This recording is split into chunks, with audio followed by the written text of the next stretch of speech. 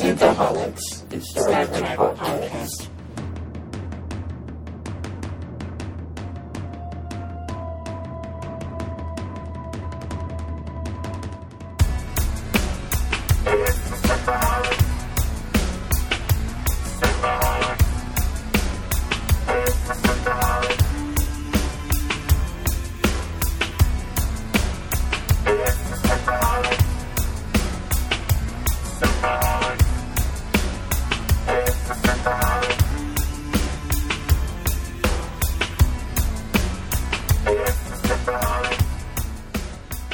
Welcome to Synthaholics. This is your host, David Duncan. It's an interesting episode this week. Aaron O'Brien is gone. He's been double-dipped by the Red Angels again.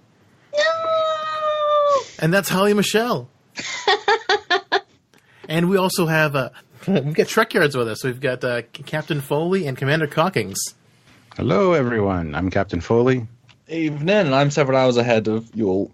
Yes, the time warp of the globe that we are in. Mm-hmm. So much like last year, we had Trekyards on to kind of recap the season 2 of season 1 of Discovery last year. We wanted to bring them back on to recap season 2 because I thought that was a great conversation of how we thought the seasons were as a whole. So we're kind of going to restart that conversation again. So season 2, we had Michael dealing with the fallout of the Red Angel and then becoming the Red Angel herself. And it was a mishmash of stop and go as far as the story went. We'd stop and we'd go, we'd stop and we'd go, and then, oh, I'm the Red Angel. Then I'm not. Then I am. I am the Red Angel. So, and then we go 950 years into the future. And then season 3 is full of possibilities. Will they come back? We'll discuss. Mm-hmm. Yeah, season 2 is, I think, a huge improvement over season 1. I think they listened to the fans and kind of did some course corrections, which was nice to see. And hopefully we were part of that, you know, telling our thoughts on what should be improved. So that's the way I like to think of it anyway. I mean, where's your check then? Yeah, exactly. Well, depending on who you talk to, we're shills for CBS. We either love the show or we absolutely hate it. People watching the same episode just can't make up their minds. So it's hilarious. I don't think we've ever been called CBS shills. Most people say we're too negative, and I'm just like, well, you know, we give credit where credit's due, and we say you could improve that. When I mean, it's the same thing last year. I think you guys and us on the show are pretty similar minded as far as like our take on the show. Well, that's one of the nice things about season 2, is in season 1 we called out, and me especially, the writing for just being really subpar in tons of ways. So it was nice to go into the season, say for the first 4 or 5, be able to say, yeah, the writing's much better, it's pretty good. And then you look to the other problems, the story stuff, and because they were trying to be more ambitious this year, and they failed in a lot of those ambitious ways, where season 1's story was much simpler, while it had bigger plot holes, it might have had a more consistent quote-unquote story. And so it's interesting how the different problematic elements, yeah, the writing's better, you don't have to mention it. So we're shills for saying it's good, but now the plot suffers because they didn't think it through properly. Damn, we hate it and we're just, yeah, like you said, can't win. Just be honest, that's our goal. Mm-hmm. Well, I'm hoping the reason we can't win is because you said the first 4 or 5 episodes are great, and the first 4 or 5 episodes... Did not say that. We're not... Well, I mean, we're better. The first 4 episodes were better. Then it fell apart after the writing fall apart. Whatever the writing it's the build-up. Anything can happen. Any direction you're... The mystery was great in the season of what it could be, but the answers were all pretty poor and a little bit rushed at the end. And it's just like, well... As I said, and I'll say it once more. Sorry, Stuart. If the setup it can be great, but if the payoff's not good, the setup is now worse from hindsight. Whereas we were enjoying the setup and the questions, and then it's like, okay then. Is that all it was?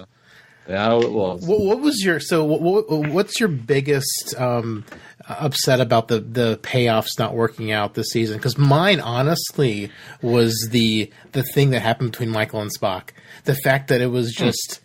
That payoff was just so mundane. It just seemed like you've seen it in every little sitcom where 2 kids get in a fight and it's like, oh, they called them names, and that was like the big thing. And I was like, really? Name calling as children? That was the big thing you couldn't tell your mom and dad about?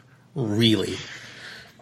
Yeah, I kind of saw that coming. When I saw that flashback, I was like, oh, that's exactly what I expected.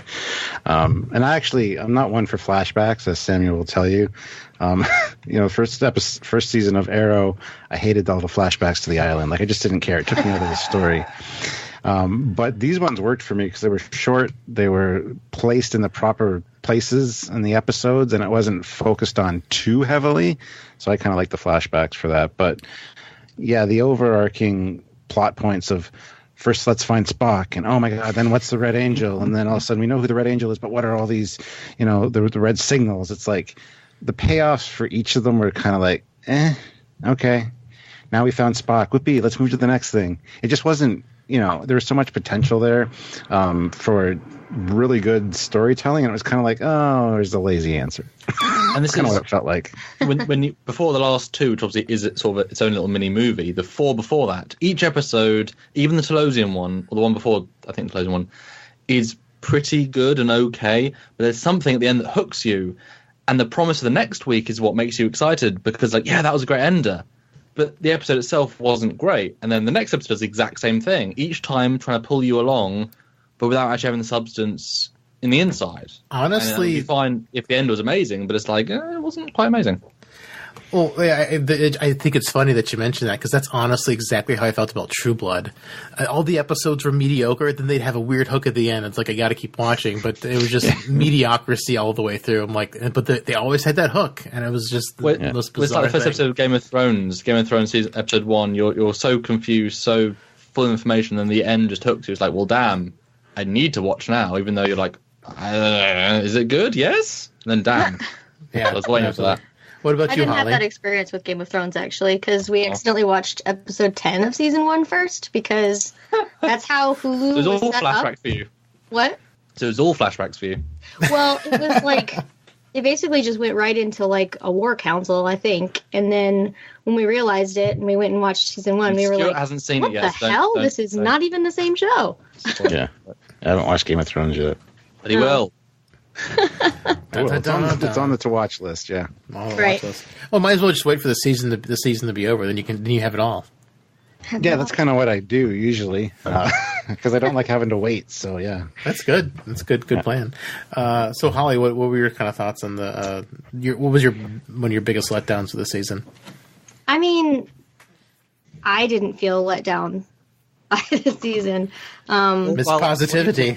What did you think about season 1 as a general, so we know kind of where your like one line bio for that is, because of that can set where we think season 1. I watched season 1 after the fact, so I was able to like binge a couple of the episodes at a time. And I don't know. I felt like season 1 was kind of all over the place. And now that you guys are kind of saying that that's how this season was, I'm thinking back and I'm like, well, yeah, I guess it was kind of all over the place.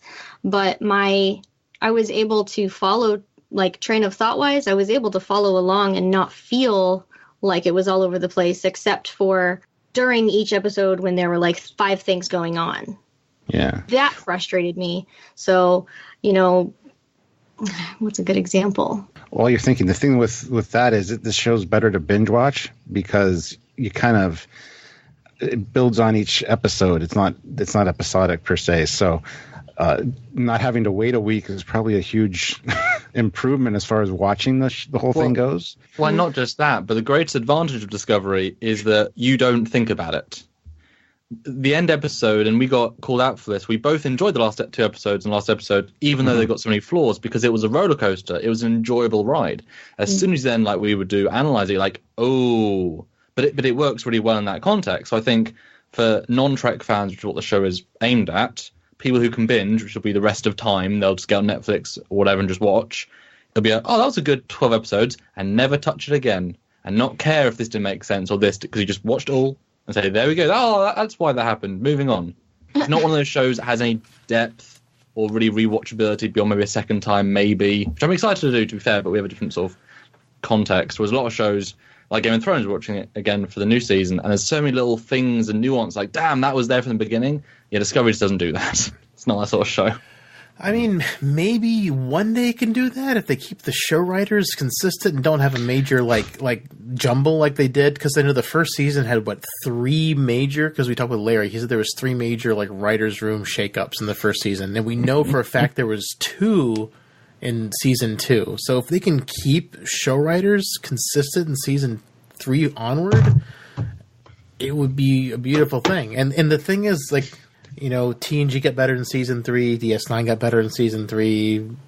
But that doesn't give this show the right to do that. How many shows are good from season 1?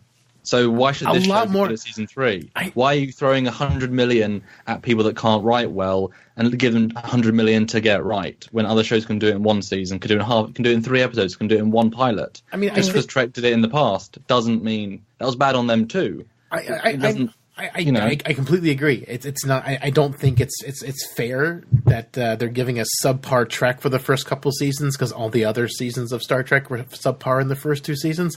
That's not fair. In a world where we have Game of Thrones and the other premium content shows, which are pretty good from season 1 on.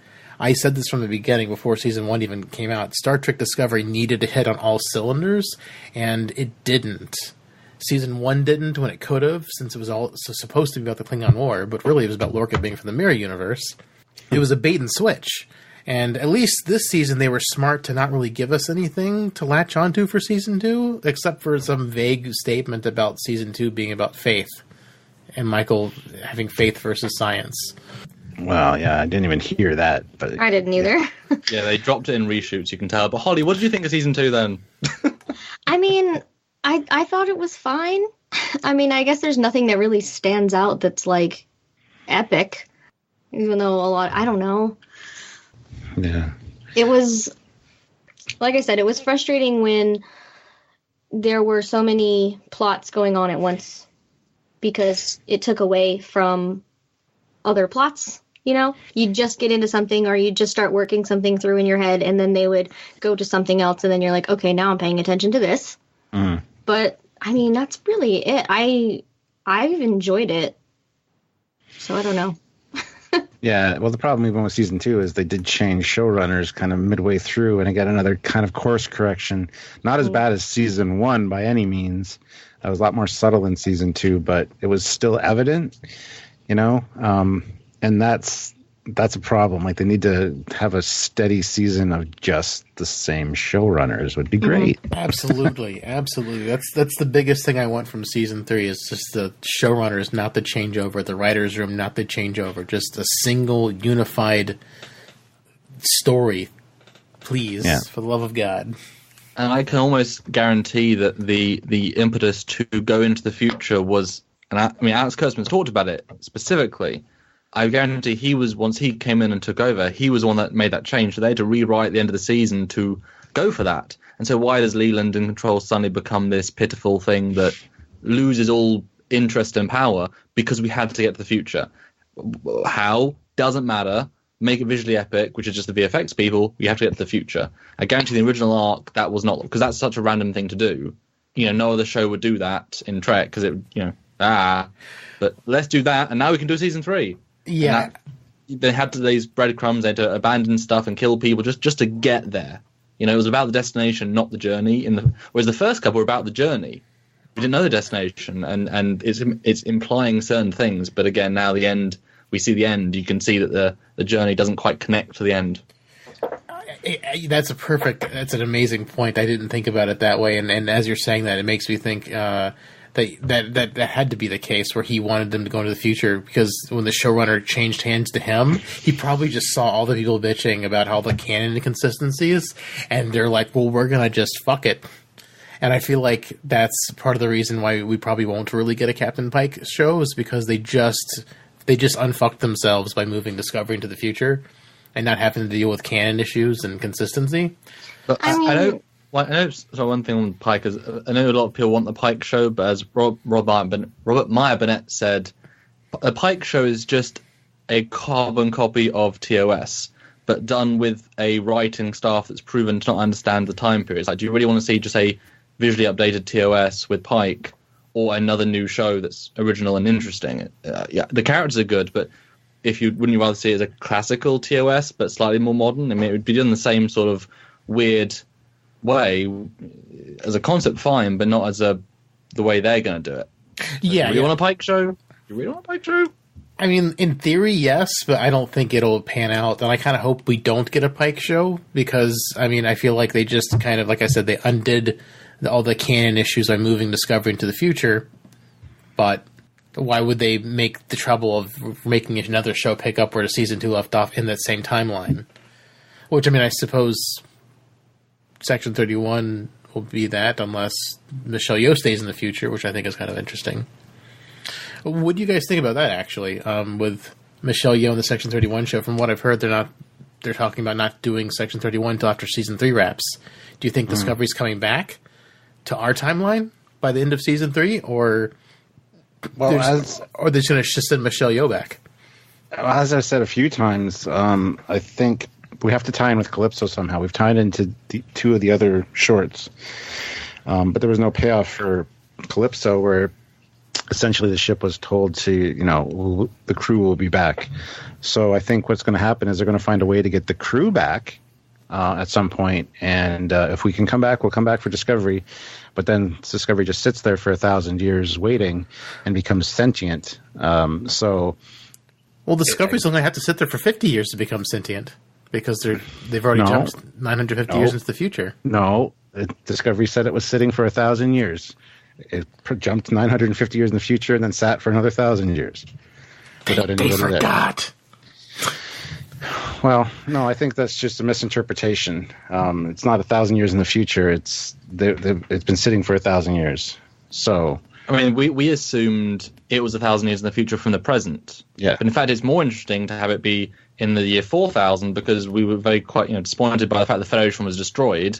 So make it 4,000. If you really want to go absurd, then okay, fine. 2,000 years in the future, it's gone. Although it could just be a one-off that they're never going to address again. I mean, I was honestly not expecting them to tie into any of them except for the Saru one. When they were first at them, I was surprised that they tied into the Tilly one. I was really hoping they were. I was kind of hoping they tie into the Mud one, and that Ash Tyler would go find Harry Mudd and bring Harry Mudd's Harry Mudd army to the battle instead of the Klingons, because that would be a fun twist. But that'd be awful. Because they tied in the other ones, and I'm like, well, moving Discovery 950 years into the future sort of ties into think about it this way, though. They didn't tie them in, so they said, right, what money have we already spent on the shows? What can we make a separate thing on? We already have the village, we'll do something with that. It's very clever. I called that at the time when they were coming out. It's just what can we redress and make a little story of? And they did a good job for them. Yeah, I wasn't crazy about them because I didn't think they were going to tie in. And then the did made him a little bit better to me. But not by a lot. As far as season 2 going, improvements over season 1 instead of maybe negative things. For me, one of the biggest improvements was you can freaking, and I know you guys are going to love this, you can freaking see the ships, for the love of God. Finally, we can see them and they look beautiful. Mm-hmm. What about you guys? Oh yeah, that was one of our major complaints from season 1 because we're ship guys. I love seeing the externals of the ships, and I missed the captain's log from TNG where you see the nice flyby of the ship and captain's log Stardate. Didn't get much of that in season 1. There was 1 or 2 episodes where you kind of got a few shots like that, but they were so poorly lit. And season 2 definitely stepped up the visual effects game, and just the overall views of the ship were fantastic. I just wish they'd close the damn shuttle bay doors. And not show the weird roller coaster turbo lift thing. Oh, good God. Don't get me started on that. Oh, I'd love to get started on that because that peeves me to no end. Which people know my thoughts about the ships, but I want to know what Holly thinks in the comparison of the CGI between season 1 and season 2. Did you notice a difference? If you've watched them more recently, what was sort of your thought on the difference, and or better, worse? I haven't rewatched season 1, so I can't tell you. But from what I remember, was it mostly everything inside, in the ships, not really outside of the ships for season 1? Yeah, there wasn't a lot of externals of the ships, really. Yeah. There was a Pavo episode and a few episodes that kind of did some nice stuff, but overall it was just really lacking in that regard. Oh. But brightness does help. It's not rocket science. You can see I think that applies to the writer's room too. Brightness helps, guys. Get some bright people in there. But it was a symbol of them not being proud of what they've got. They had to do it in darkness. I've talked to one of the people that actually pretty much within a team of 3 people produced the San Diego Comic-Con trailer, the original one with the Discovery Alpha, and they were saying we had to make this design and the reason you only see it for those 3 shots because we couldn't find any good angles. It's like we had to hide it. We had to light it poorly because literally we couldn't. We were struggling to make it look good, and so why was every ship in darkness in season 1? Well, partially probably because the people who liked them were like, oh god, let's just do contrast up the contrast and the blacks. Oh, it's cinematic now. And it's like no. But it was better in season 2. I definitely remember more from season 2 than season 1, so I didn't remark on it, but now that you say it, that makes sense. Yeah. Well, one of the things I really enjoyed about season 2 was some of those episodes near the beginning, but sort of in the middle, felt way more episodic. They were very self-contained. They were kind of bookended with the let's find Spock storyline at the beginning, and then at the end, we got a clue for Spock. But in between, there was a nice episodic vibe, which I kind of miss from Star Trek. But that's what I kind of goes back to what I referred to earlier, is if you can binge watch the season without having to wait, I'm sure it's a much more enjoyable ride, because Samuel and myself did go back and watch season 1 again before season 2 started. And knowing what is coming up is also helpful because you put things together that you didn't really notice before. So I kind of enjoyed the more episodic nature of some of the episodes, but it kind of lost it near the end of the season. As far as that goes, it just started becoming this big, long story that forgets what they did in the last episode. A lot of unanswered questions, things that go nowhere. It's just kind of like, really? I mean, even a line of dialogue would have solved some of those problems. But that being said, a single line of dialogue inserted to explain some of the issues from season 1 was also kind of annoying to me. Like, oh, you have hair now. Oh, that's because the war is over. Ha, ha, ha. Let's move along. Stupid things like that. I hated that because it's just like, well, what about all the Klingons? Well, none of them had hair before the war started because he got on the Skype call with everybody and they were all bald. Yeah, well, they'd always be bald because they're always at war with somebody, probably. I guess. It's a classic, we think we're smart answer / damn, we're in a corner, what have we got? That. And it's like, well, it's something. It's just, I feel like all their course corrections, well, I was kind of glad they made some of them. I'm glad they gave the Klingons hair. I wish they just didn't say that. It would have been better if they had not said some things. And then, they were kind of heavy-handed with Pike's like, oh, if we get number 1 for like 5 minutes just to say, oh, look, she's going to have a cheeseburger and tell her to rip out all the hologram communications because we never saw them in TOS. So, yeah. I mean, I don't, it felt they were kind of heavy handed. Like, maybe they just didn't want to use the holograms. I mean, I don't know. I mean, it's not like the ship looks the same on the inside anyway. I mean, why go through the trouble of taking that away? As we've said often, as soon as they say it's a full visual reboot that isn't intended to connect to the original canon, everything is fine. Doesn't make it great, but everything's fine. It's not rocket science, and as we always say, we kind of judge them by the standards they give themselves. And, absolutely. Their judgment based on that is I mean, like, if they would have said this is a visual reboot, but the canon is the same, just like, that would be fine. But when they say it's like perfect and they're not committing one way or the other, it is frustrating. I do agree with that. And Holly thinks I complain a lot about it. And I'm like you guys. I hold them to the standards of which they keep saying. Mm-hmm. Yeah, that's one of the things we said all along. If they just come out from season 1 and say, "Oh, this is a visual reboot of the TOS era," we would have been like, "You guys are doing great." Got a few little, complaints. It wouldn't be because we like to explain things in universe, and because this is such a period piece. When they revisited in Deep Space Nine and TNG and all the other series, Enterprise and Amir Darkly, they always were very careful about how they recreated it and really made sure it looked like it was supposed to.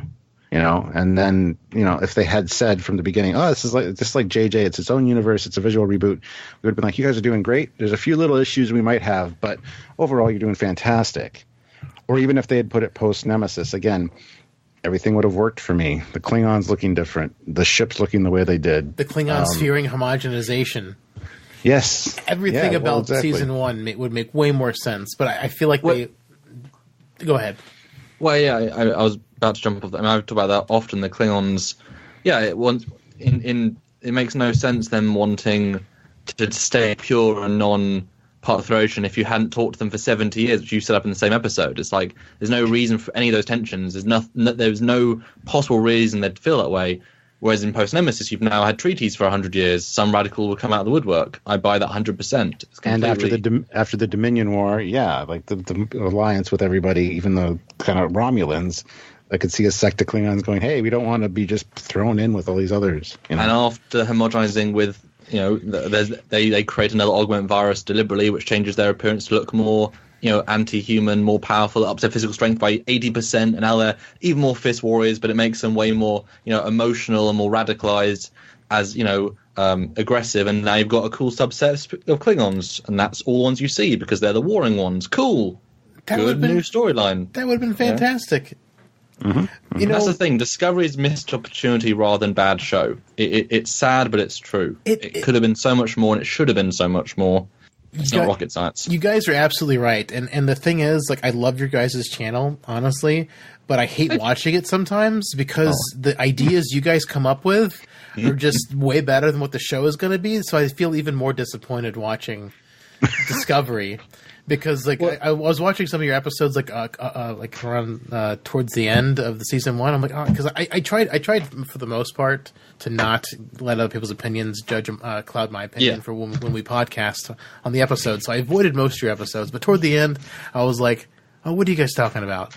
And you guys are just great ideas. And I'm just like, I hate watching Trekyards because you're going to kill. It's the story in Star Trek Discovery is not going to be as good as you guys are saying. Well, I'll tell you what. I've been having some musings, and Stuart doesn't know this yet, but to actually do a full 14-episode rewrite of the season, as in full shooting scripts, because I've been in the gym this week, and that's a lot of hours on the treadmill. And I literally worked out how to make the first 4 episodes just sing and be way better, and a better closing as well. And I just think, with the basis of the storyline, you can make some good stuff, but by just shifting some things around, changing characters, you can make the season really good, and it wouldn't be difficult with what's there. I'm tempted to just go ahead and write a full 14-episode season. I would love to see this and hear about that, because, I mean, you guys have great ideas, and I love hearing what you guys have to say. And I mostly just say it in jest that I hate watching. It's just because you guys, the ideas you've got versus what happens on screen is like night and day different. Well, thank you, I guess, that we turn you off of our show because we're so brilliant. No. It's turning him off of Discovery is what it's doing. It's turning me off of Discovery. Yeah, that's more what as long as we're turning you on to Trekyards. Yeah, I'm definitely gonna have to go binge. I'm gonna have to go binge the old episodes of Trekyards now that the season's over. But yeah, I really enjoy you guys talking Star Trek, and I was like, oh, it's such good ideas. I was like, oh, it's such a shame. Same thing with the Red Letter Media. When they did their treatment for the Picard show, I'm like, this is brilliant. Yeah, and the show's gonna be not nearly this good. Yeah, we actually did a video about that, and yeah, Samuel did a lot of good renders of the USS Galaxy. Oh, that's great. I hope they'd see it and be like, damn, Trekyards, because we're in that video, which is awesome. But just from a YouTube search, but it would have been cool if they'd I just like Mike the class, so it would be cool to have him on the show because he never gets to vent, and when he does, they make fun of him. So we're the place to vent, Mike. Yeah, Mike, come on, Synthaholics too. I'd love to listen to Mike vent on my show. That'd be amazing. My coworker and I watched a lot of Red Letter Media at work.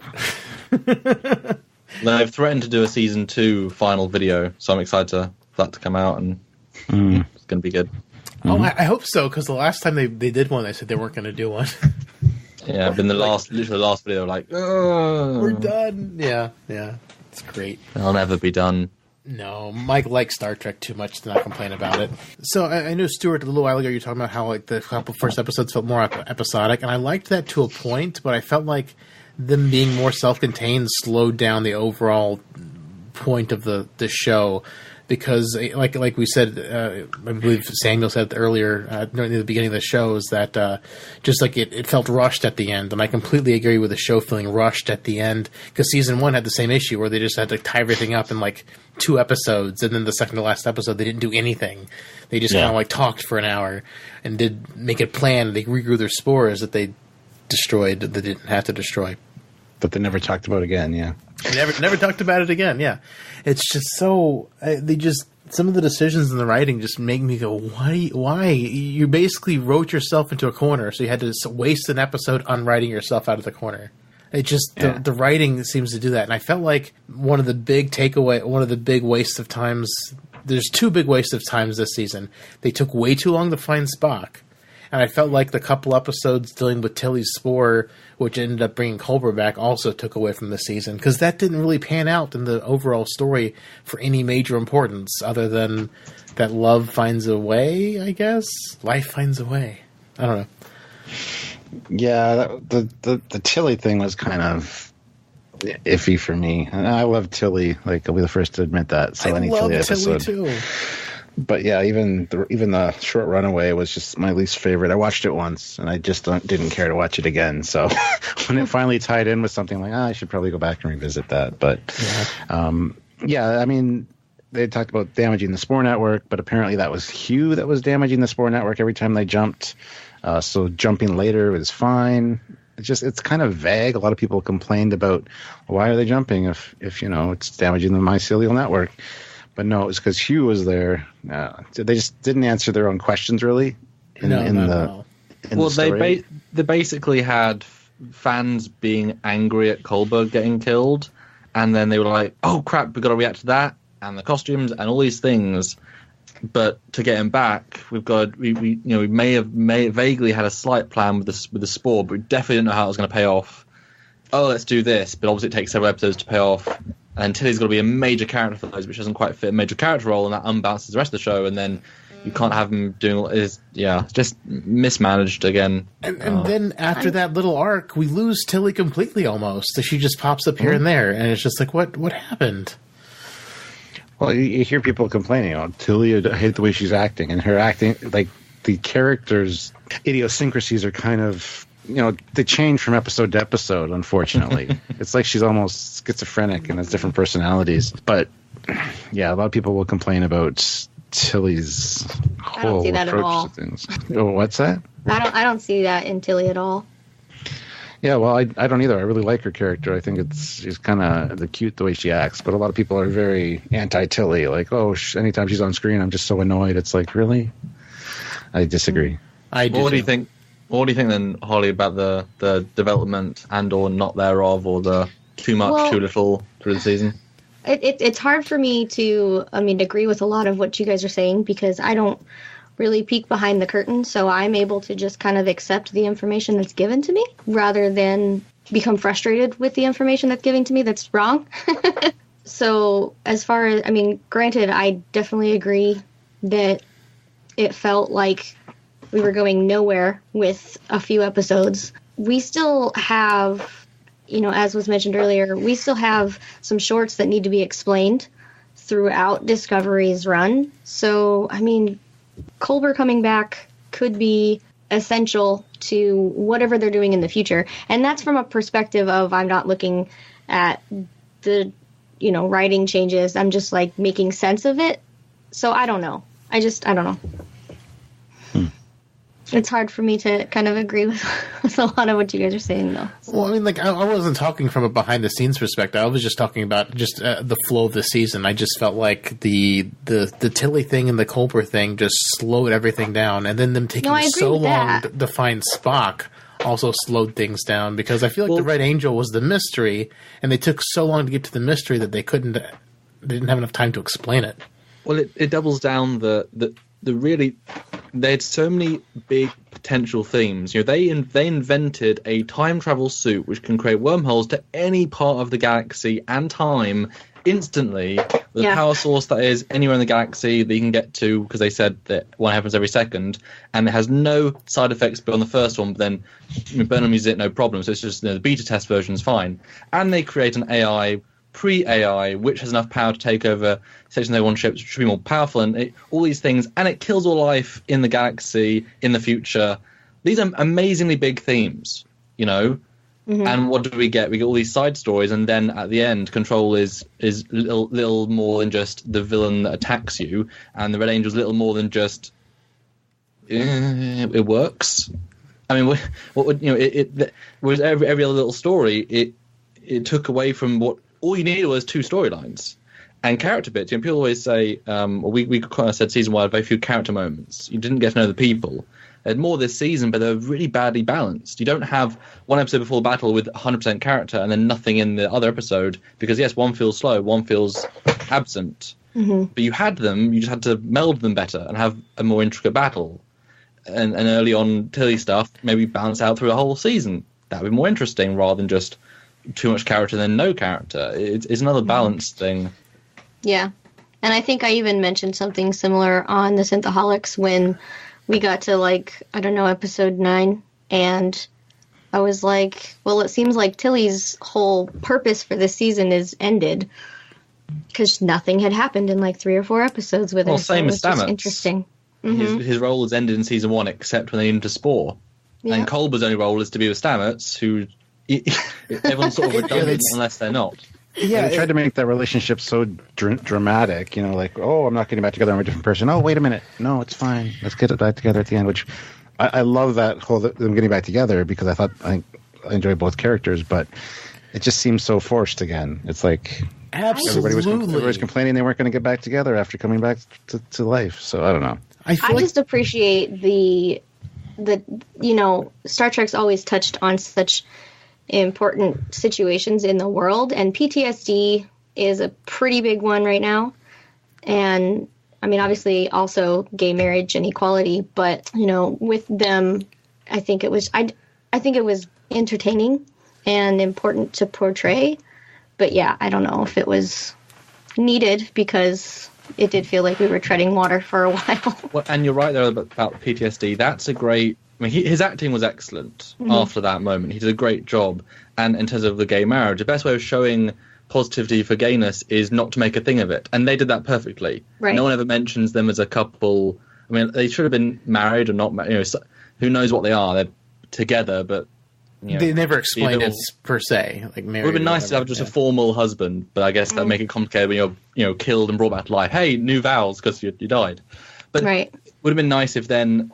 I think I must have said this to you, Stuart, but now, you know, Hugh was in the mycelial network. He's been brought back via that layer of energy, and Stamets is now connected to that layer of energy from season 1. It'd be nice if that gave maybe Hugh the same time sort of seeable powers, and that could be useful for the time crystal, and then him and Hugh, Stamets could work together. So you create this narrative, which now at the end of the season comes to fruition. They give them character moments at the end, and one of the things I would have done in season 2 if I had written it was make the time suit be spore based, because you've already given the universe an infinite fuel, infinite space, infinite time creation. Why are you making a second one? And if it was all spore based, guess what? Stamets now can see spore stuff, Hugh can now see spore stuff, and it all integrates, and everyone has a point in the story and a payoff at the end for him coming back. That's what that would have been great. That's what I kept waiting for. I kept waiting for Hugh to be central to the story, to do something important, and he never did. Maybe that's how they get back, and they abandon Discovery.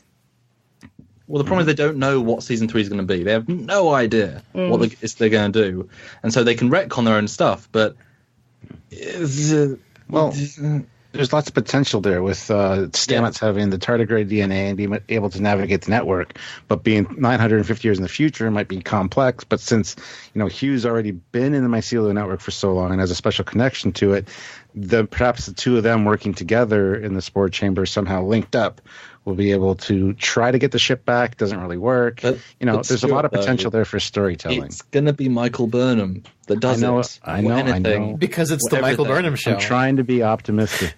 We did that every episode, Stuart. Doesn't work. It's the Michael Burnham show. She does everything because she's the main character for some reason. Just to note, she still has a fully functional time suit at the end of the episode in the future, because she goes back...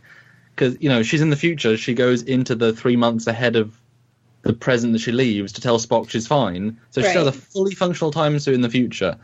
I doubt that was her last jump, given that we also see a red signal at the end, and there's still 5 red signals or 7 technically to start as well. So she has a. Well, they'll probably just Unless she package- dialed that in before she actually went through, or you know what I mean, when she was staying there on the rock, like actually putting in the coordinates for everything, she could have dialed it in beforehand. Well, another 7. Well, it's Ran- all out of time, so Yeah, out of order. should have said that though, because. Oh yeah, we'll explain it in season 3 at some point. Oh yeah, by the way, Oh, I mean, flashback to this scene. This is what I was doing. I mean, I feel like that's how Discovery's gonna roll. They're gonna have to flash back or use a lot of stuff in the previous seasons to explain stuff that happened in future seasons to explain stuff that happened in previous seasons because they're so bad at explaining what's going on. You just gotta take it for granted. And I mean, like, what happened to the spores putting Stamets in a coma? Like, Stamets has been completely fine ever since that plot point, and it's never been touched on ever again. Yeah. Well, it's kind of like the TNG, warping through spaces, causing damage into the subspace layer, and it's mentioned like twice maybe after that, but they're always breaking the rules as far as that goes as well. So. Oh yeah, when you write yourselves into a corner, sometimes it's good to ignore it. True. Well, that happens a lot in Discovery. Let's see. So those points are a waste of time. Like, what I would have liked to have seen, like, instead of bringing Hugh back, I think it would have been nice to see Stamets move on and have some kind of other romance, like, just be sprinkled in throughout seasons, and maybe after season 5 or 6, he's ended up with somebody else. That way you're not devoting entire episodes or, like, half of episodes to the romance, and that way it could still be there and it can be acknowledged and it could happen. It's just, since nothing plot-heavy happened with Culber in this one to really warrant bringing him back, it just felt like a waste of time to me. And now aren't you just forcing Stamets to have plot by making him the love interest character? I mean, seriously, is that what's the point? He's now the get with people character. Really? He's a mycelial genius that's in a universe.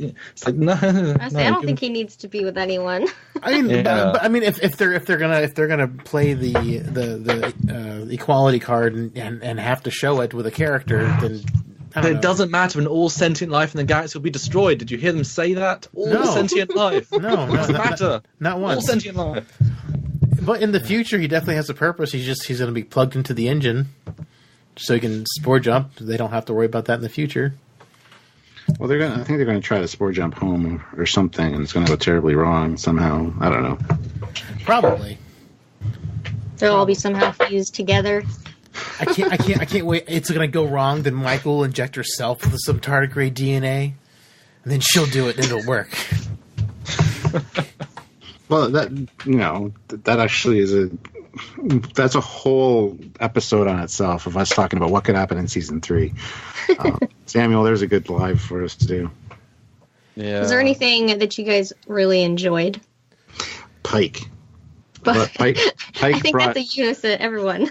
yeah, enjoyed Pike brought something really great to this season, and Ensign Mount just did a fantastic job. It was good getting that character fleshed out a little bit. Mm-hmm. So it was definitely one of my favorite things about season 2 was the addition of Pike. And also, clearly the best actor on the show, which is weird because he's not the oldest or most experienced necessarily, but he walks in, it's like, damn, he's acting out everybody. Right. Instantly, which is sad. But it is.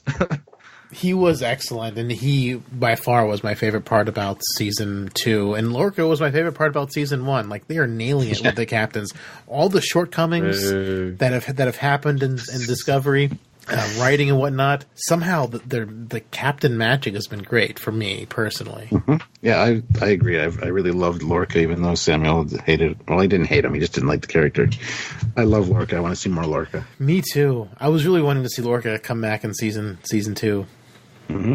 That would have been a great final shot, seeing him walk onto the bridge of the Discovery. Last thing you see.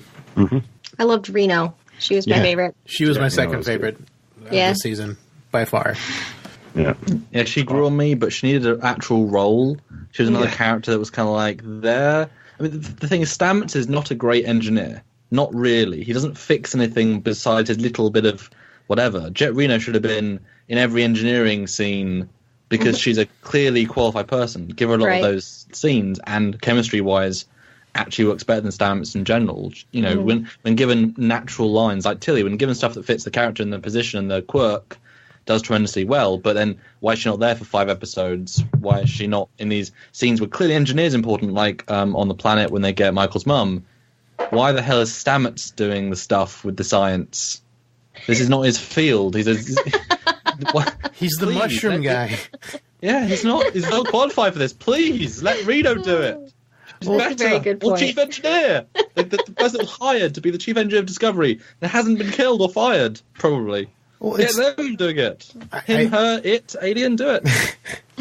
I mean, it's a super legitimate point, and I felt like, you know, a lot of with the writing, and they kind of wrote themselves into a corner with the guy whose specialty is mushrooms, and then especially since it's a thing that's not consistent with canon, so they have to phase it out some way.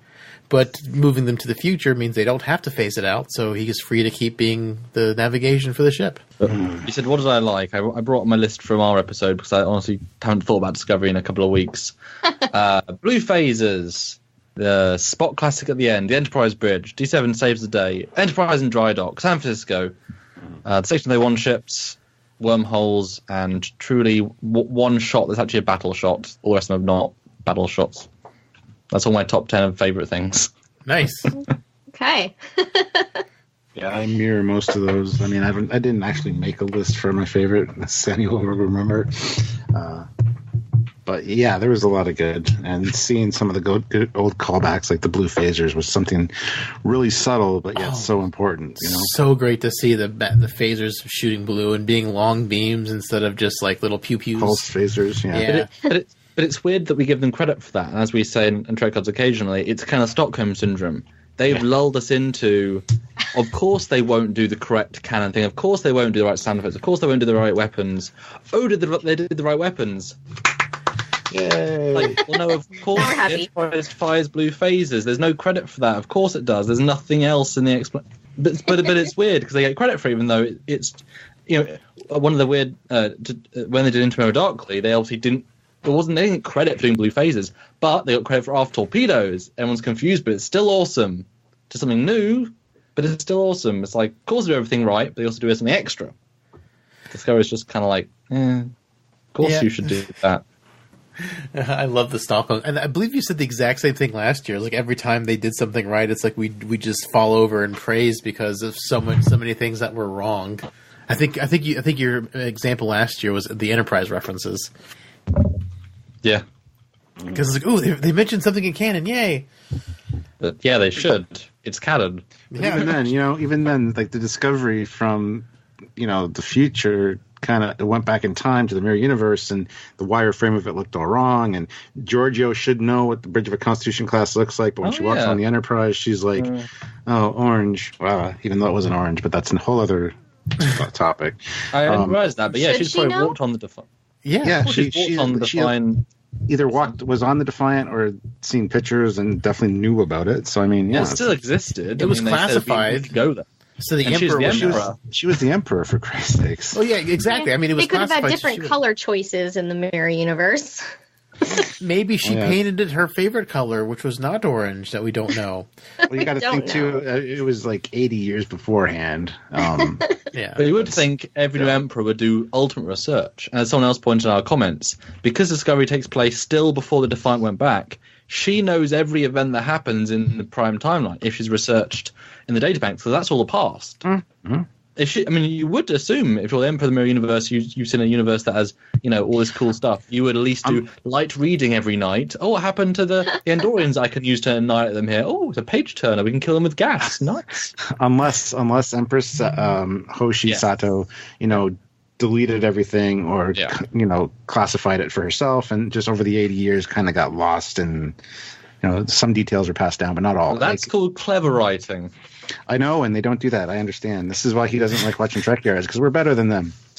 And we would work for free on their show if they just asked. We would love to, yeah. Right? Hell, I'd work for free. I would just like to be a canon consultant and just being like, oh, no, you can't do that because it doesn't align with this. I mean, I can let them write their stories. I just want to course correct them. Just just give them yay or nays on like what you can and cannot do. Give us the script, and we'll just put a little bit of a lot of red marks on it, going, "This is wrong." And but this put is a the little problem solution with, at the bottom. This is the problem with the corner they put themselves in, because we're now so used to all of the visual canon problems, which is pretty much the entire show. They're not doing too bad with like internal canon stuff, but it's surrounded by all the visual canon stuff. I mean, of course, there aren't nanites that can take over a human created by an AI created by Section Day 1 10 years before Kirk, but there is. It's like the tech stuff still completely breaks it, but it's still a secret, and therefore it fits into technical canon. I mean, yes. I feel like nanites were even new in next gen, sort of. Because I remember Wesley's had his class nanites that messed up the Enterprise D. Yeah, well, see, I mean, the unfortunate thing with Discovery is they're working on the assumption that it's the future from our present, which it isn't. It's the future of the 1960s. Yeah. Which they don't carry over to Discovery. They're like, oh well, I mean, we have nanites now. Literally, they're starting to develop them. Oh yeah. For surgery and stuff, and it's like, well, of course we'll have nanites then, so let's throw those in. No, that's not how it works. I know that Star Trek is supposed to, be that optimistic view of the future and kind of push things forward, and I get that. But as Doug Drexler and other people say, it is a period piece. And it is literally the future of the 60s, not our future. So they need to respect that when they do in-canon stuff and in prime timeline stuff, not reimagined stuff. And that's not to say we want the exact, plywood, no metallic spray, cardboard sets, as they say. No, and they get no AC. It honestly, there are so many. I mean, the fact that the Avenger films have taken comic book characters with basically the same costumes, a lot of them, from the 60s, 70s, 80s, and modernized them, and no one even bats an eyelid on so many things and look great. It's just the person you hire, a good artist with the right brief. Look at the D7s. They look great. No complaints. That's a modernized 60s concept. With the season 1 D7s or the season 2 D7s? Shush your face. You know what I'm talking about. There are no season 1 D7s. Even though they're called that. Really? Were there none? I thought I heard them say specifically. No, they did say it. Yes, they did. He's but playing. I'm just saying. I'm just being difficult. I'm just playing. That's a first, man. Yeah, I know, right? Yeah, Stuart, you've talked with us more. You know me better than that. Yeah. That is one of the best positives. That D7 is just great. I mean, you can't fault it. Although I love the story behind it. It's like, okay, Vok, the torchbearer, he made it. Oh, we killed him because he was a traitor to the Empire. Let's keep his ship design anyway. Wouldn't you, throw out his design because, he was a traitor? He was just a supervisor. I'm sure he didn't. He's not that smart. Have you met him? I mean, later at the end, it's like, oh, this guy decapitated is now back, and he takes the Chancellor and a couple ships with him. What? The Chancellor's lying to us this whole time? Wow, we're going to dethrone her. I got better. Before Tyler was fused with Voq, wasn't he a pilot? Isn't that what he was before? They did mention his piloting skills in season 1, but so was Michael Burnham a test pilot, and so was Pike a test pilot. So I don't think it's necessarily a rare skill. And remember, he wasn't fused with. They recreated the guy's memories based on scans and stuff. So it's still a fake persona. So I doubt he got all of his abilities based, on pure memory engrams. He has, just the knowledge. The two hearts. Just the knowledge, to be able to blend with what what Ash Tyler knew and, what the Klingons could use. I mean, that's useful stuff. We're certainly out of the box thinking. I'll give you that. But it's like Khan. Khan in Into Darkness, there's no way he designs a future ship that can beat everybody with technology that's 200 years out of date. But he can think out of the box and let the designers think of a new perspective. They just wrongly said that in the script. It's just be smarter with your choice of dialogue. Yeah. They're not paid to be smart. They're paid to put out schlock. Paid to get paid. Is that all you're going to say? Paid to get paid. Paid to get paid. Yes. I was going to say that but that's about how the writing goes. They just paid to get paid. Well, I want to know, season 1 ended on so many interesting cliffhangers, and one of which being the Tyler Vok, Clorel, Klingon. We had such a strong Klingon influence in season 1. It was the side story. So what did you two, obviously I know what Stuart thinks, what did you guys think of the Klingons Tyler Vok, the payoff of this epic Klingon story with Laurel and him, and they've sent interviews. Oh, we're gonna have great answers and complicatedness, and obviously I'm playing here because I had none of that. But what did you think of that whole storyline from all 14 episodes? There was a Klingon storyline. Mm-hmm. I thought it was okay. Obviously, the child played a big part in getting the time crystal, so it was necessary. But I know Dave and Aaron hate Tyler. Was Tyler in this season? Well, But, even more than Innocence. Morel, which was nice because I hated episode 3 with the Klingon thing. It didn't work for me. But I liked it. What of course happened? she did. What are you referring to? Episode 3, where it was mostly a Klingon episode. With like Yeah, the that was- decapitated baby head? Yes. Oh. The decapitated Okay. head episode. Yeah. I mean, that episode wasn't terrible, in my opinion, but I'm not, a seen every episode of Star Trek kind of person. But I didn't like, what I don't like what they're doing with Ash is that they are just letting him continue to hold on to both of his little, humanity is not the right word, his human side and his Klingon side. So like, I was like, yay, he brought, Laurel and the Klingons to this battle, but then he spoke Klingon and I was like, could you just stop already? They don't like you. Like, they don't want you to speak their language. At least it sounded more and like like, Klingon. she was supposedly, she supposedly killed him, so what are the Klingons going to think now? I just thought of that. Yeah, well, that's what I mentioned just a few minutes ago. I mean, yeah, our chancellor who decapitated this guy what? Wait a minute, he's back? Oh, he needs our help. Yeah. Okay, well, she lied to us. Maybe she shouldn't be in power. Yeah. Well, what would Vok do? He'd just shoot them all. I mean, where's the question? He just kills them. Cold blood. I just can't wait for Ash Tyler to get a concussion so bad that Vok wakes back up. Yeah, no kidding. I just want Vok back because I always thought it was dumb that Laurel killed the Vok part of him. It was too even easy. though that was the yeah. It just didn't make any sense. Like, none of the stuff that really happens makes a ton of sense. Why would you kill the real consciousness and not the construct? Like,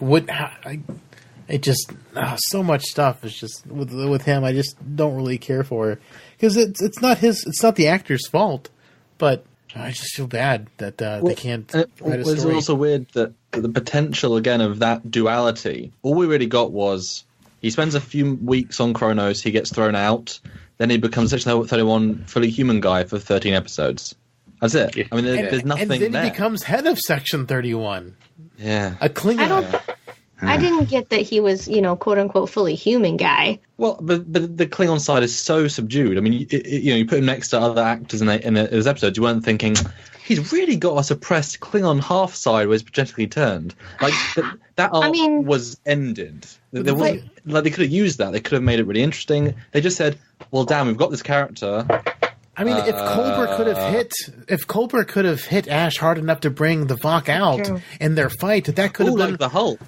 Yeah, he could be the Hulk. Like, if they could have done, you wouldn't like me when I'm angry. I mean, like, they could do some really fun stuff, but they didn't. I mean, the way I was picturing it was like when you wake up in the morning and you feel a certain way, but you see yourself in the mirror and you look completely different than the person you feel you are, that molds you.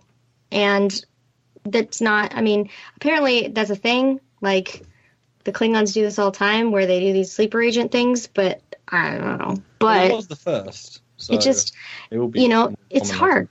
Yeah, well, it just, I bought it. Hard waking up with two penises. Oh, God. He lost a lot of stuff in that surgery. 2 hearts, 2 penises, just all the things. Well, maybe they didn't realize humans only had one. Maybe he still got 2. And then Michael doesn't question it because she's too logical to have had sex before. Let's be real here, David. They would not have put 2 penises on a human. They didn't. He was Klingon. They made a Klingon in look a human body. He had to be completely viable. Yeah. They had to buy that he was human. We'll fight you. Fight me. From California. Do it. Do it now. So what, going forward with Discovery, I know we said earlier that could be an entire episode unto itself, but do you think that the Federation's still going to be existing in the future? Or is it going to be Mad Max in space? And if it's Mad Max in space, do you think they're going to get a ton of flack for not following Gene's bright future if all of a sudden the future is way worse? Sorry. I really haven't thought about it. Well, that's what I mean. I would love to do a live talking about the possibilities for season 3 because there's so many that open up. Yeah. I know that apparently there's going to be a whole new threat that they need to deal with, so who knows? But I have a feeling that, the Federation has fallen by that point, and it's up to the Discovery to save the day. Well, remember, they're in the Beta Quadrant. Now, yes, they've got unlimited spores, although, to be fair, the spores they had don't, who's to say they can actually make a new spore planet? Well, why would they keep the resources on them if they're trying to not do spore drive? So I can buy them and have like 8 jumps left, 10 jumps left. That's a good thing to have. There's still a time suit. Just like Voyager had a few torpedoes. Yeah, exactly. Yeah, plot torpedoes. But they're in a different quadrant, so I would love to see just simply like a Voyager. They're just too far from Federation space. Don't give us the answer because these writers gave us, unfortunately, they ruined 70 years where we didn't see the Klingons. How many stories could you have told that they just ruined by not having that? How many cool things could have happened by just throwing it in that didn't even mean anything? And so if they said if now they said in the future, Federation's gone, the Borg have taken over everything, all these 9 things, we're like, oh, well, that is now the future canon. What a shame. All the possibilities are gone. That's it. So I'd rather they stay in the Beta Quadrant, go very macro, go super this is one small ship. It is a small, it's a huge ship, but one small crew, because not everyone stayed over. It's probably less than 80 people, 70 people on that ship. There wouldn't be any more. I mean, really only the bridge crew should have stayed. It's weird that so many chose to be with Michael despite it being Michael and give all their families away. So that it should just be, the radiation from the wormhole damaged our communications, and we can't fix them because we've got no parts, because we weren't expecting to do this. We didn't go get spare parts. And we're going to have antimatter for a few trips. And give us a really niche, small story about the characters, about a new threat, go from Grand Galactic, because we want to know about the characters. If you've just thrown away all the canon of Star Trek, all you've got is these pretty poor characters. Well, now you can make them amazing. So focus on them and give us a few small stories. Because the Discovery is not a powerful ship. And 1,000 years in the future, its technology is so far antiquated, it wouldn't even be able to defeat a shuttle of that time. A work bee could destroy it. That's why I'm worried. That's why I'm worried it might be Mad Max in space. That way they have a fighting chance. If everything's old and decrepit anyway. The Beta Quadrant, that's fine though, because who cares? It's the Beta Quadrant. I mean, no offense to them, but don't mess up the Alpha Quadrant. Is what I'm trying to say, because that actually matters. I mean, it does, but I mean, if they do have some jumps left, what's stopping them from jumping back to the heart of the Federation? Oh, we're in the future. Let's go check on home. What's home look like in the future? Oh, fuck. It's not there anymore. Yeah. And then they have to... And then maybe it won't be there, and then they'll have to, go back in time far enough so they can make the Federation still exist in the future. Then their job will be done, and then they'll send Michelle Yeoh back so the Section 31 show can happen. Who knows? Yeah. Unless the Federation's all intact and the Section 31 show takes place in the far future, but... I don't know. I have not had enough time to speculate. I just watched it 2 days ago, so I don't know. I mean, I assume the big part of the reason Michelle Yeoh is that it's in Discovery era, so we get to reuse all the costumes and stuff and not waste the budget. So, if they say in the future she's not a strong enough actress or a character to lead a show, she just isn't. Especially since they neutered the character. A space Nazi is at least a powerful plot device.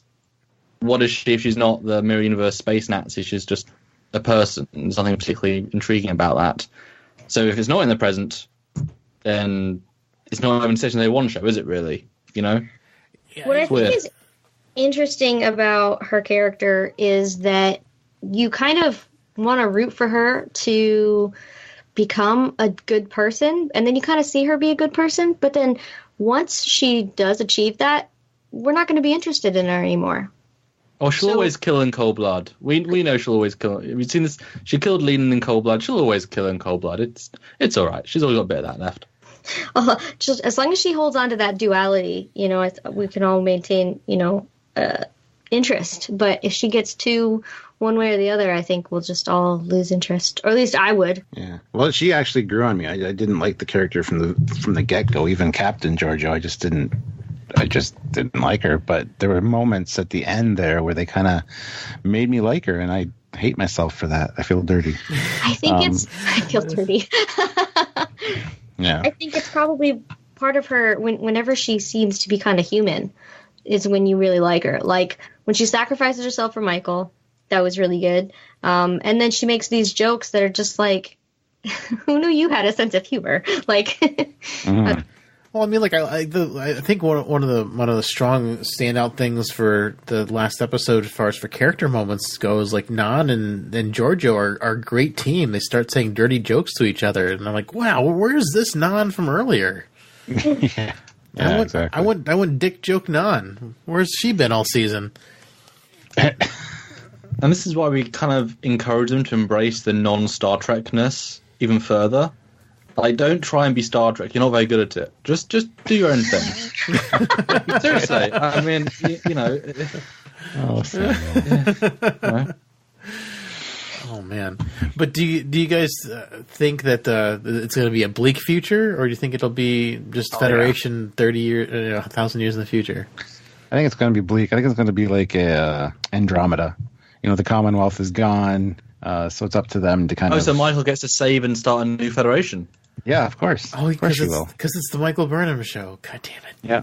Yeah. No. Exactly. That's what I have a feeling. I don't know. I mean, she was, she was allowed to live because of a time traveling mother. I mean, she's a I don't know if you've seen Legends Tomorrow, but she's a time anomaly, you know, by her very definition. So she's a miracle child anyway. Where's the USS Relativity? Why can't they go and just set this right? They could have set season 1 right. They could have set season 2 right. They really long coffee break. They're in the Really real. long. They're in the real timeline. In the real time. Where's Agent Daniels? Where's him?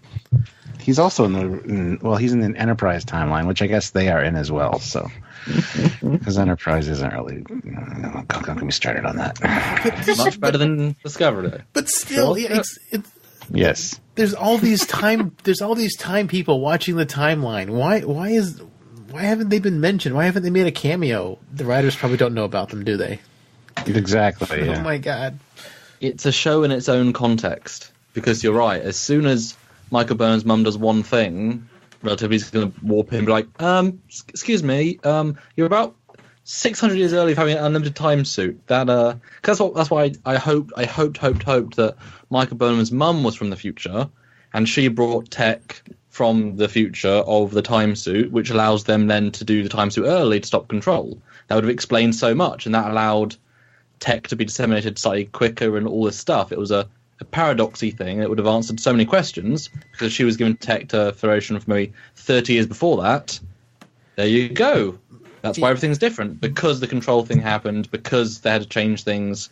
It's this new universe where it all happens because of that. And it's like, because I didn't buy for a second pre-TOS can make a time suit like that. Oh, With infinite storage. Data didn't even have infinite storage, and he was built by Soong. and an EMP that can take out an entire planet, even though the person on the helm says it's a power signature of unimaginable power that we've never seen before, that apparently something built 10 years ago can do. Oh, yes. Yeah. Well, it does utilize a time crystal, which nobody really sees. But the time crystal isn't powered. It has to have a separate power source. That's why the whole thing was they couldn't use the time crystal more than once, even though they used it 6 times. Yes. Yeah, I'm just talking about, like, I mean... But it's weird you can design a suit that has unlimited potential around a crystal that you can't get hold of until the point you can get hold of it, then it just runs. So if no one knew about the crystal, how could you build a suit around the crystal? That's what I mean. If she came from the future, she'd know about the crystal. There's all these... so easy to fix. So many ways. I can't wait to hear about and see your 14-episode treatment, Samuel, because it's going to be so good. It's going to be so good. You know, it's just... And it would keep all the important stuff, though. That's the point. It would still be the heart and the soul of the season, just actually thought through, because they clearly didn't think it all through, / they had to radically change it at the end. Well, so it all breaks apart a bit. They can't think it through when they change showrunners after 5 episodes and probably change over half of the writing staff and be like, "This is where we're going. This is what we're doing now." You can't do it under those kind of conditions, which is a shame. That said, all things considered, it's still a decent season of TV. Yeah, You know, it's not a absolutely. decent Star Trek. It's probably like I said before. It's like an average Voyager season. It's like it's fine as a Star Trek season, better than season 1. But it's like you should be doing better in 2019 with the most money ever, the best effects ever, the best costumes ever. Like, and you're giving us mid Voyager. They just don't pay for good writers. All the money goes to everything else. I know Ronald D. Moore is busy with Outlander, but just hire him for an hour or two of his time. Like, have him fact checked. Like, just have him like. But this is the double problem, is that they want to be themselves. So when you had people, because Michael Kuda was on the show for a very brief amount of time and then was let go. If you bring on people who know what they're talking about, but the constriction of the show is, well, we can't do this, and then suddenly there's a canon person thinking, well, you don't fit in. I mean, the lady who does all the Voyager novels, like, she's meant to be amazingly good at canon, yet lets this stuff go through. So clearly she's ripping her hair out and just accepted that it's parallel, even though they can't say it. Or she doesn't care. But that's the whole sell of having her there, and going to canon boot camp. These people are. It's like John Eves, he knows canon, but if you're given these 10 initiatives from the people up above that literally do not allow you to make canon Trek, I mean, you're still being paid to do a job, but you just can't do the job that you should be doing. So if any consultant came on board, it would be head against a brick wall, because if the people above are saying this other thing, I mean, you've still got to. It's like when I do fan films, VFX. If the director really wants something that doesn't make sense, you're like, I mean, at some point you've got to give them what they're asking for. You just try and meld it as close as possible to what makes sense. At some point, they're paying the bills, Yeah, there's only so much you can do when your hands are tied by the up aboves. Yeah. Mm-hmm. That's why fan films are really amazing, because they are, while the quality is obviously all over the place, the fanness, it's more true a Trek than you're going to get with modern Trek, because there's no licensing issues, there's no whatever issues. If you can afford it, you can do it. Yeah. That's it. That's all the fan film thing is. Oh, so Samuel, since you're in the fan film scene, probably more than any of the rest of us, slightly, yeah, just slightly. Are people still following that 15-minute guideline, or are they kind of like, F that? Well, how has that been working going forward? Because it sounds like there's been a couple that have done it. There's been a couple that haven't. Been more that haven't, and everyone I'm working on isn't. But that's whatever. Yeah. Well, yeah, it's just the guideline. I mean, like, because the guidelines just seem like a death knell. Like it was like they're trying to kill fan films, because 15 minutes just doesn't seem like a lot of time to tell a Star Trek story. I don't know what you guys are referencing, by the way. Well, I have no idea. The worst guideline for me wasn't the 15-minute thing. It was more the characters can't carry over into other, But I think that one is one that's also been kind of sidestepped a little bit. Well, I mean that. Oh, okay. So Holly, was it right before Discovery came out? So like, year and a half, 2 years ago. See, after Alec Peters made way too much money with Axanar and gave us nothing but the 20-minute prelude.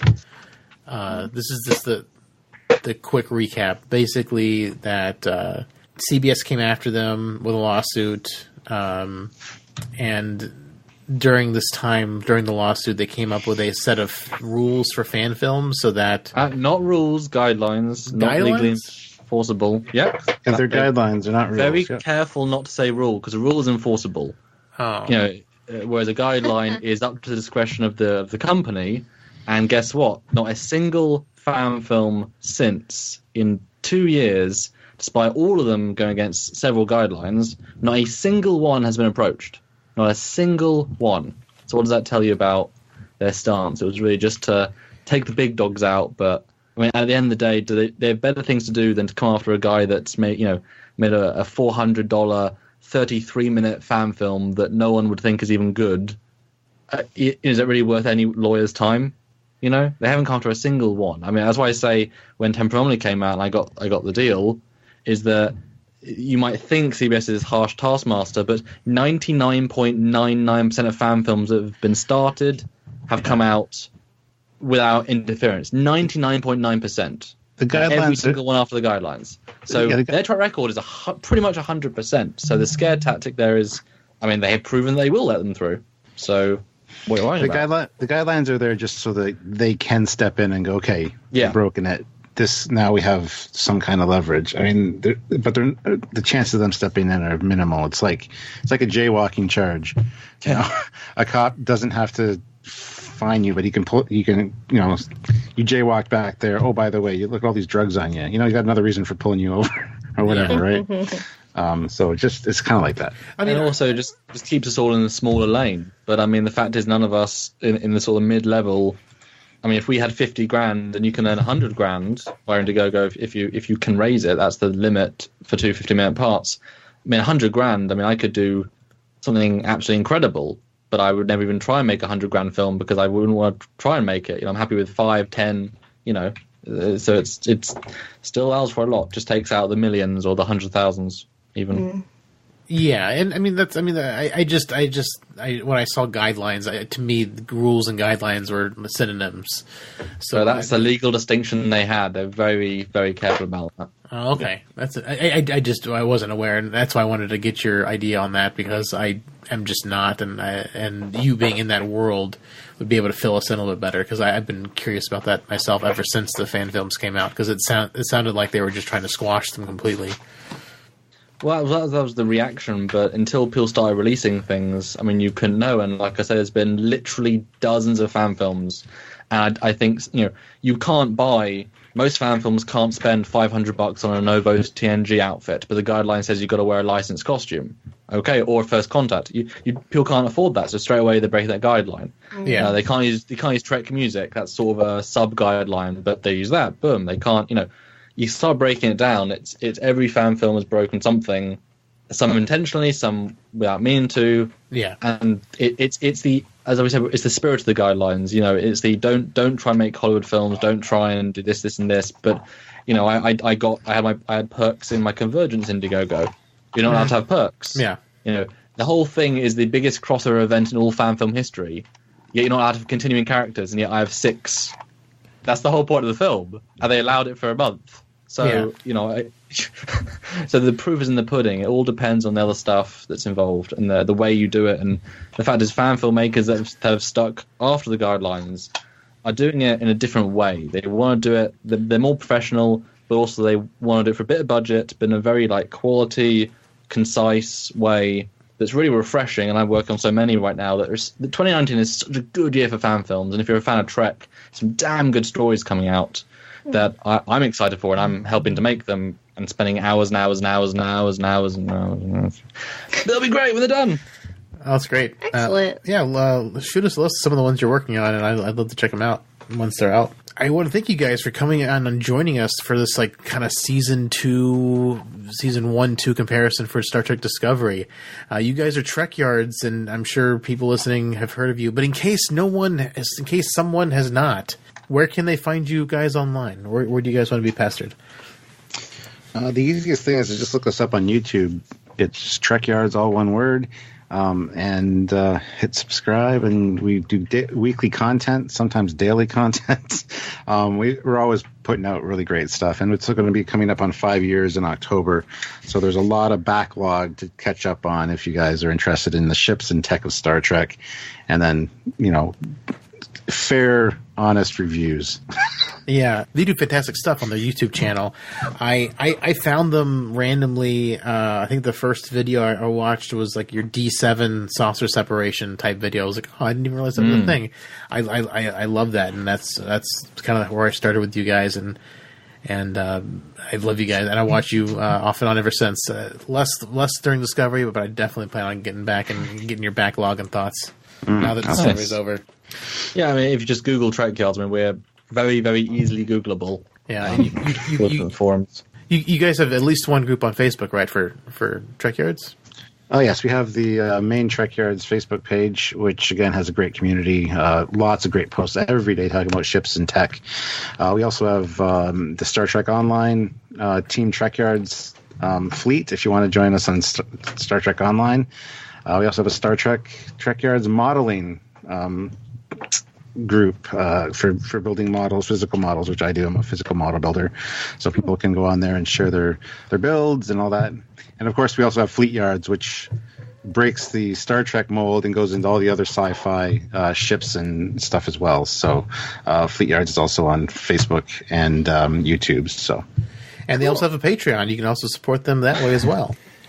Yeah, all the links are in the description of all of our videos. We got a cool Teespring store. You can pick up some really cool Trekyards merchandise and support the show either via Patreon or just joining us for our lives. We do lives every week, and we love interacting with our community. We've got a great community. So, super chats or Patreon, whatever, however you want to support the channel, there's many, many different ways. So we want to keep doing the show, and that's the only way to do it. And there's so much new Trek coming out, possibly good, hopefully great.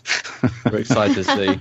Yeah, there's so much Star Trek to cover. And, hopefully going forward, like after each season, I want to have you guys on because I always love our postseason discussions. So after each new season, I love to do crossovers with you guys as well. Those are a lot of fun. Been fun. I do want to ask, though, before we go, though, Yeah. and as sort of a closing summary, because it makes sense for you both, then what do you think of the two seasons side by side then? Which is better? Why? Because that's sort of the summary, isn't it? Yeah, for me, I kind of want to say I like season one better in the macro sense, like looking at it like far away, because it sort of had a cohesive storyline, even though it was a bait and switch storyline from what they said it was going to be. It's more cohesive. It feels like the episodes more kind of run together, a little bit less stop and go. Although on the micro level, season 2 is better because they were fixing things. On the Klingons look more like Klingons. The ships look better. The lighting is better. They did some really nice things on the micro level. But for me, the stop and start, I didn't like. The story didn't feel smooth. So I'm a continuous story guy. I love Deep Space Nine for its continuous story. So I think I have to give it to season 1. I say season 2. I like that we got to see character development and we get to see multiple places in season 2. So they traveled to different worlds, and especially with some of the flashbacks, we got to see childhoods, and I enjoyed that. So I think short and sweet answer is just that there was a little more for me to grab onto with season 2. Mm-hmm. And what about you two? Samuel, go ahead. Me. Yeah, I mean, they're so different, aren't they? That's the problem. They're mid rebooted, but not quite far enough. I think the first half of season 2 is the best of all. If you take them as like 4 halves, the first half of season 2 is the best. Then the second half of season 1 is the second best. Then the last half of season 2 is the third best, and the first half of season 1 is the fourth. Is just the worst. So they're different in different ways. The mirror stuff's pretty good, but so is the intro stuff. But the payoff, the major story arcs are both bad. So I think that's kind of a fair way of looking at it, because they each, like, some episodes are really, better. Like the Mud one, just by itself, is one of the best, if not the best, of all of them. It's probably season 2, but the end story is so disappointing when you watch the end. It's just not worth the payoff. And so is to fix. Yeah, I'd have to go with season 2 as well, but I do like the mirror universe aspects from season 1. I kind of like the order that Samuel put them in, but breaking it into 4. I think that's basically covers it. So yeah, it's kind of actually 4 storylines if you really break it down. The way it kind of goes around. Yeah, and the worst one is the Klingon War. Yeah, well, I mean, I definitely agree that the first 5 episodes of season 2 were the best. But the way of the chunks, but the way it pays off in the end, I just can't give it to season 2, because season 2 just falls apart so much by the end. I'm just like, no, can't do it.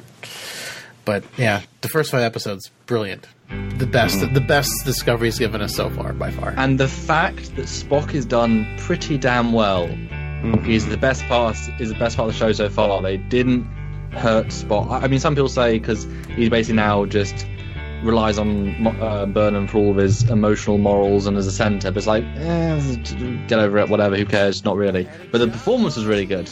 Yeah, Ethan Peck was amazing. Peck was fantastic. Absolutely. All right. So season 1, season 2 wrap up. Well, for closing out the show, you can find our show online at Synthaholics.com. You can also find us all over iTunes, or wherever you can find your podcasts. You can tweet at us online at shows at Synthaholic Duo. I'm personally at David_J_Duncan. Aaron's at Blackbird 2004. Holly's at Lunar Thistle. And we also have our own Patreon. It's patreon.com/Synthaholics. You can help out the show that way.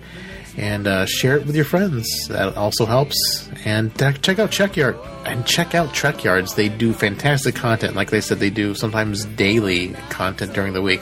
And it is phenomenal. It's well done. And it's usually extremely fascinating. And they might make you hate Star Trek. Because That's not a good thing. No.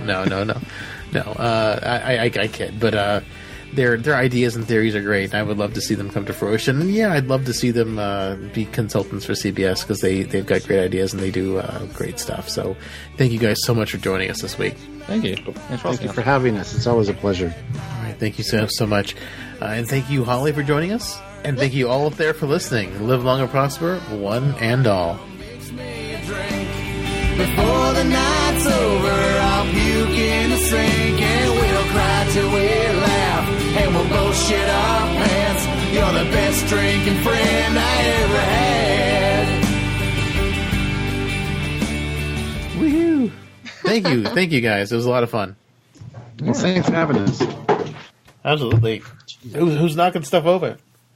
Oh, that's Not me. my wife upstairs. Oh, gotcha. Sorry.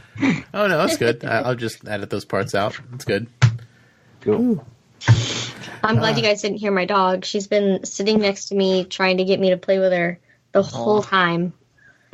Because, I'm, talking, so I think she thinks I'm talking to her. So every time I would speak, she would, put her hands on my lap, like, hey, what? Yeah. Hello there. Well, Yeah, basically. Well, it was nice talking to you. We're all talking from different parts of the world, aren't we? Yeah, Yes. I'm in Ontario, Canada. Okay.